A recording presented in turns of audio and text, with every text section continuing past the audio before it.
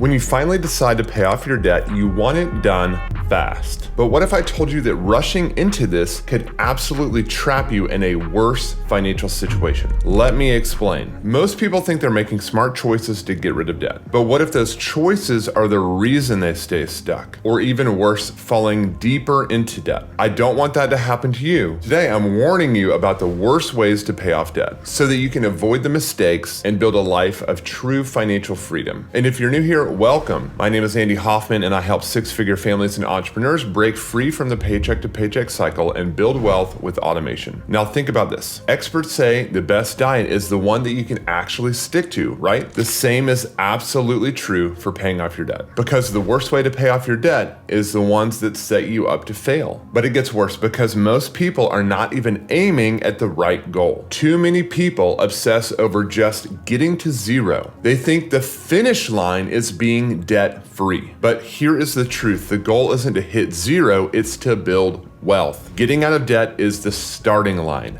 not the finish line. But if you only focus on paying off debt, you're not winning. You're just resetting to nothing. And if you're not careful, you're gonna fall right back into the same cycle. So in this video, I'm gonna break down the absolute worst ways to pay off debt, and more importantly, how you can do it the smart way. Let's get started. Imagine walking into a bank to take out a $5,000 loan, and the banker says, here's the deal, just pay the minimum payment every month, and you'll be stuck with us for over 30 years. By the way, you'll pay us more than double what you borrowed. Would you like to take that deal? Probably not. But guess what? That is exactly what's happening when you make a minimum payment on the credit cards. Yet millions of people do it every single day without realizing that they are walking right into a financial trap. So let me tell you the dirty secrets of credit card companies that are keeping you in debt. First of all, credit card companies are not in the business of helping you. They're in the business of keeping you in debt as long as possible. Period. That is how they make money. They hook you in with easy approvals, high credit limits, and the illusion of financial freedom, or worse, status. But the moment you start making only the minimum payment, you become their favorite type of customer, the one who keeps paying them forever. Let's put this into perspective. If you have a $5,000 balance on a credit card with a 20% interest rate and only make the minimum payment, let's say it's $83.50 a month, it'll take you 31 years to pay off. Here's the real kicker. You won't just pay back the $5,000 that you owed, you'll end up paying more than $26,404 in interest alone. That's enough to buy another car, money you could have invested, used to start a business, or to take that dream vacation. Instead, it goes straight into the pockets of the credit card companies. If your plan is just to keep up with the payments, well, congratulations. You just signed up for financial prison. You might not see the bars, but they are there. Every dollar you send them in interest is just another day that you're adding to your sentence. And here's the worst part. As long as you stay in debt, you're working for them, not for yourself. Because again, friendly reminder, your money is your labor. They are interconnected, and every dollar that you piss away that goes right out the door to the credit card companies, you might as well be working for them directly. So if making minimum payments is like locking yourself in financial prison, what's the next biggest mistake that keeps people broke? Imagine running a marathon. You push through every mile, sweat pouring down your face, your legs aching with every step, the lactic acid pumping, and then just before you reach the actual finish line, you stop running. You sit down exhausted thinking, I made it. But the truth is, you didn't finish the race. This is exactly what happens when people think that paying off debt is the final goal. They cross what feels like the finish line, but in the reality, they're just at the starting line of true financial freedom. Maybe it's even better to say stopping, like we know a marathon's 26.2 miles. Imagine stopping at mile 12 and being like, hey, I finished the marathon. That is literally what paying off debt feels like. And it is heartbreaking to me when I talk to especially older prospective clients on sales calls, and people will be like late 50s, maybe even early 60s, have very little assets and talk to me about, yeah, I kind of want to retire in 10 years. And it is heartbreaking because guess what? You are nowhere close, my friend. Their goal is to pay off debt. And I'm like, you need to wake up. You should have been obviously investing for 30 years and getting the stuff squared away in your 20s and 30s. I get that life happens, but people, you have got to invest or you will never retire. Most people are told that becoming debt-free is the ultimate win. Yes, getting out of debt is important, but it's not the end game. It is quite literally the very beginning. If you spend 5 years aggressively paying off your debt, but never save or invest a single dollar, where do you end up? You're not rich, you don't have financial security. You're just broke with a clean slate. And guess what? Life doesn't stop throwing you curveballs just because you're debt-free. The smartest move isn't just paying off what you owe. It's doing that while growing your net worth. And yes, I literally understand that paying off debt, for the haters in the comments, is technically increasing your net worth, but you're just like less negative. So hang with me here. If you're aggressively paying off debt, but saving and investing, by the time you pay off your debt, you already have assets working for you. That means instead of starting from scratch, you're starting from strength. This shift in mindset is everything. Because if you only focus on getting out of debt and saving nothing else, you're at risk of falling right back into the same place the second life throws you a curveball. So now that we know that getting out of debt alone doesn't solve the problem, let's talk about the next big mistake.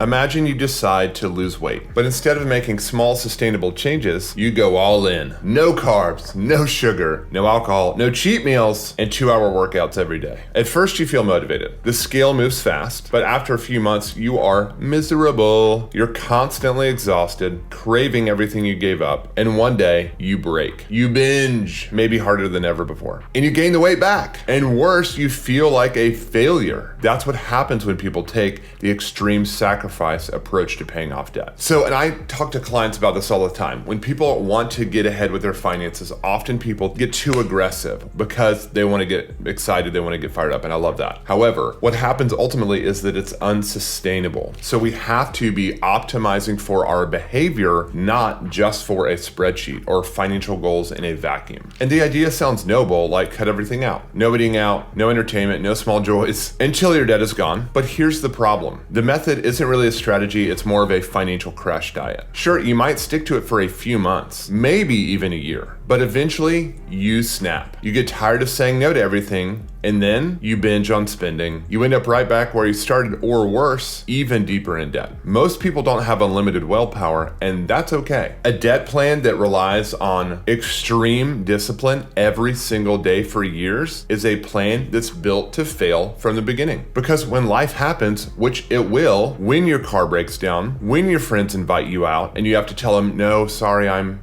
paying off my debt, or you just want a break, you either feel guilty for spending or frustrated for missing out. And neither of those things keep you motivated and contribute to positive behavioral psychology. And that's why the extreme sacrifice method almost never works. Over any long period of time anyway. So if cutting everything out isn't the answer, what's another debt strategy that leads people down the wrong path?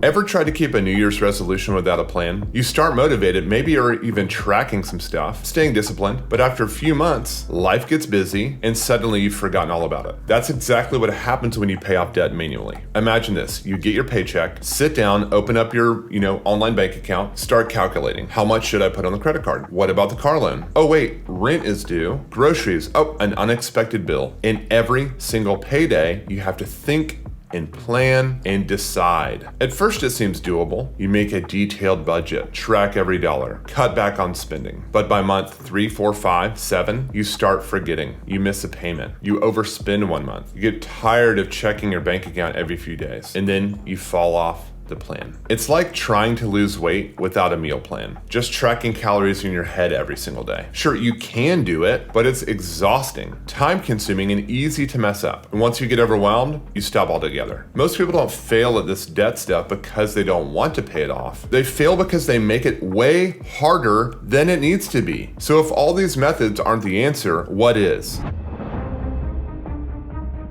Well, I'm not some jerk that's just going to tell you all the worst ways and leave you hanging. I'm going to give you the solution too. Now that we've covered the worst ways, let's talk about the best ways to get out of debt. If you're new to the channel, you probably know what I'm about to say, which is set up automations. So stop making it harder than it needs to be ultimately. Think of it like this. If you had to manually pay your Netflix bill every month. How often would you forget? Probably a lot. Or imagine if you didn't have direct deposit and your paycheck didn't show up in your bank account every time you got paid, and you had to choose to manually get a check and then like go to the bank at 5 p.m. on a Friday. Would anyone willingly choose that? No, of course not. But that's what you're doing when you're manually doing your debt. It like doesn't make any sense. But since Netflix and direct deposit are automatic, it just happens. That's exactly how paying off debt should be. Instead of manually deciding what to pay every month, you can set up automatic payments. So your debt pays itself off without you thinking about it. You can have fixed amounts that automatically go to pay off debt to build savings and invest. No stress, no missed payments, no decision fatigue. The less effort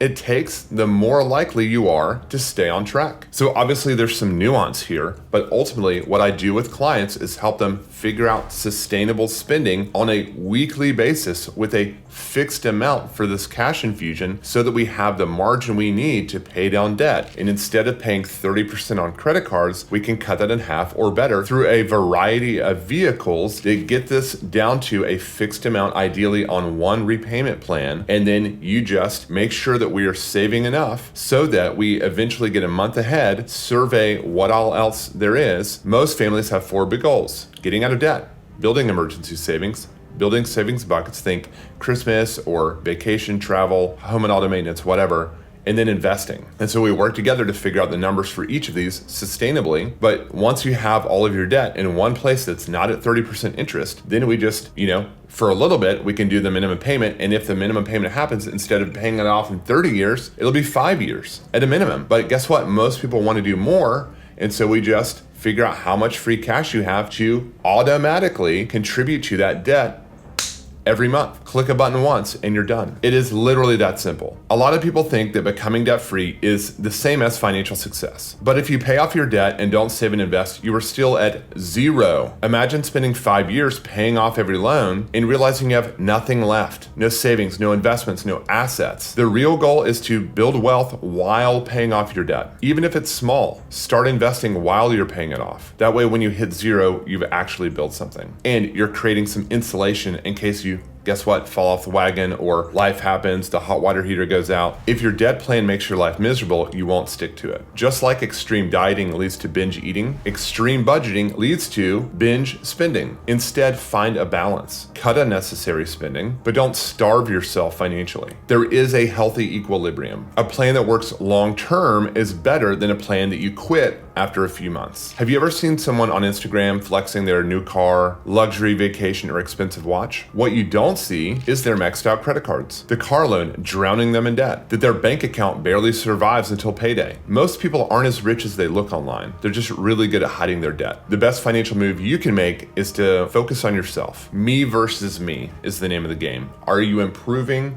or are you declining? Debt freedom means breaking free from paycheck to paycheck stress, from debt controlling your life, and from the cycle of bad money habits. But getting out of debt is the first step. If you don't manage your money right, you'll end up right where you started, or worse. Want to take full control of your finances? Click on the video on the screen and I'll show you how to break the paycheck to paycheck cycle without budgeting. See you there. Thanks for watching.